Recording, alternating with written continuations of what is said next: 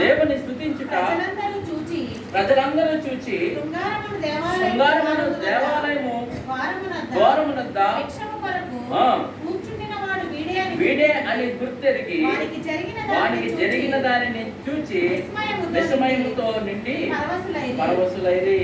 అంటే వీళ్ళందరూ కూడా ఏమైపోయారంటే ఇప్పుడు విస్మయముతో నిండిపోయారు. ఇప్పుడు ఇక్కడ చూడండి, ఇప్పుడు 11వ వచనంలో అంటున్నాడు, వాడు పేతురు యోహాను పట్టుకొని ఉండగా ప్రజలందరూ విస్మయం ఉంది.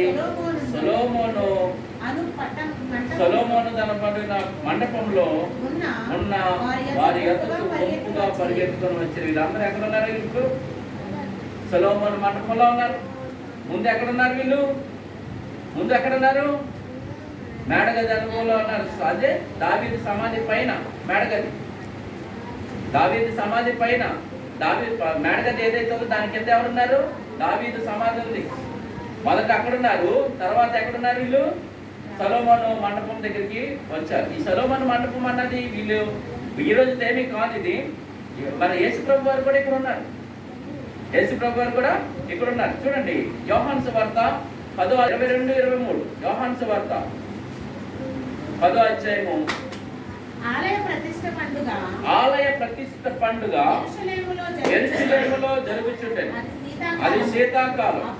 అప్పుడు యేసు దేవాలయంలో సొలొమోను మండపమున తిరుగుచుండగా యూదులు ఆయన చుట్టూ పోగై, ఎంతకాలము మమ్మును సందేహం పెట్టుదువు?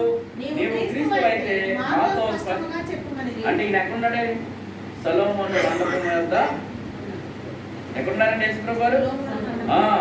ఆయన అంటున్నాడు, అప్పుడు యేసు దేవాలయంలో సొలొమోను మండపమున తిరుగుచుండగా,